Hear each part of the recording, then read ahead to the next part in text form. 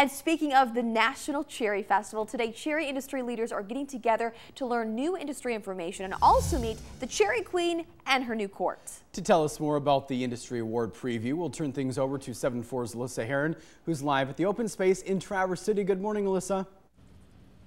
Good morning, Brendan and Melissa. Joining me now is Dr. Patty Janes. Thanks for joining us this morning. Oh, thank you, Alyssa. Pleasure to be here. Of course, and it's a little bit rainy out, but you're the keynote speaker for a very special event taking place today. I kind of want you to describe what that event is and what you'll be talking about. It's an amazing event, really, that brings together our agriculture and farming leaders in the area to recognize great efforts. And today they're going to be giving an industry award away to a leading farmer in the area who's done an amazing job with cherry production and the like. We're also going to be doing things like meeting the Cherry Queen in her court today, and I'll have the privilege of first thanking the industry for working alongside the tourism industry to really create amazing, authentic experiences for our travelers.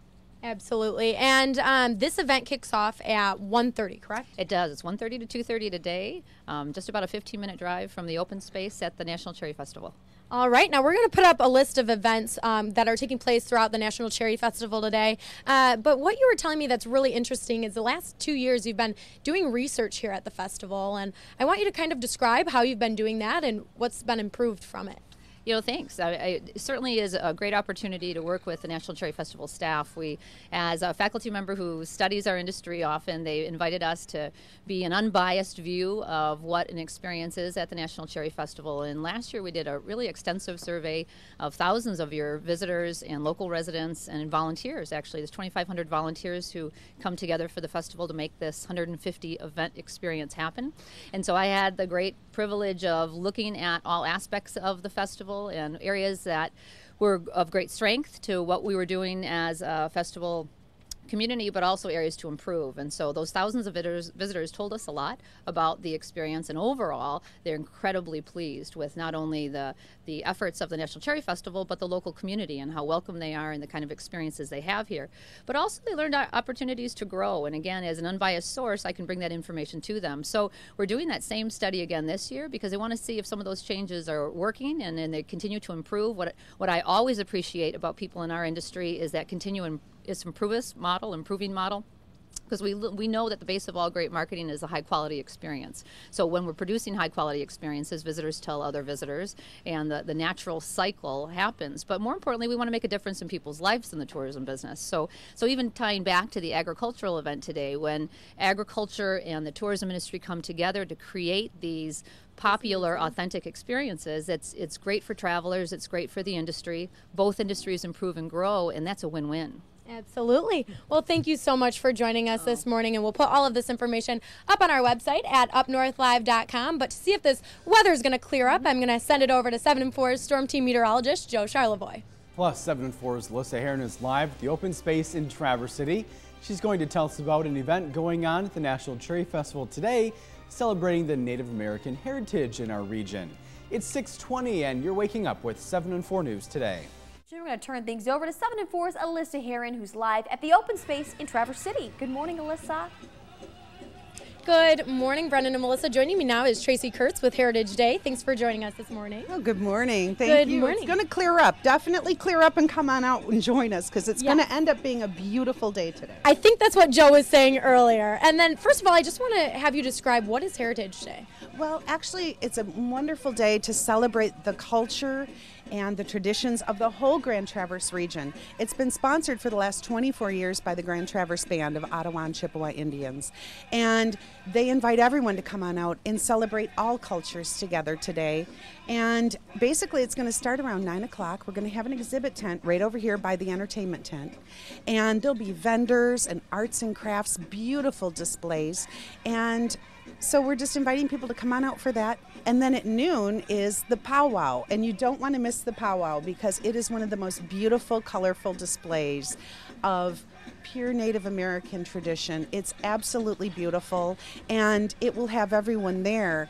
It's open to all tribes, and all tribal nations will be there represented.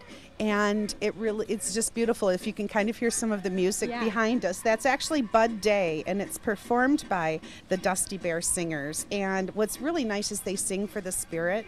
And their teaching is that the very first form of communication was in song, and it was in a form of a prayer to the spirit and thanks for all creation. So as you can see, it's just a really deep, very meaningful day for everyone. And you'll see all of the different dancers coming out. There'll be the jingle dress dancers, the shawl dancers, the fancy dancers, of course, which everyone loves. There's the hoop dancers, and it's just absolutely beautiful. And the public can get involved with that dance and learn about the culture. Exactly. And you were also saying there's something new this year as well. Yes, we are very excited about this. Miss Wigwasman, they have the Miss Wigwasman contest, and it's a beauty pageant, or pardon me, it's not a beauty pageant, it's a pageant that they're going to be hosting, and it's actually open for Native girls from all tribes are coming out for this, and basically their ages 10 to 16 years old, and they have a couple different competitions, and one of them I think is beautiful. They basically learn all the different teachings and the traditions of the culture and about living the way of their ancestors. So they have the formal interviews last night, and then today is the dance competition.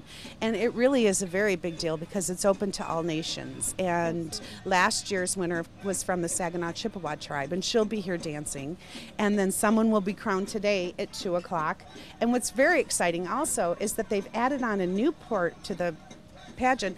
It's from 5 to 9-year-old girls. So it will be the Little Miss Wigwasman pageant today. So if you can come on out and support those dancers, it's absolutely beautiful, and it's very important because it's empowering for the young girls, and they learn to be role models and for their community, and it's going to be absolutely wonderful, and really it will clear up, I promise, Alyssa and Melissa. It's gonna clear up, okay, and it's gonna be wonderful.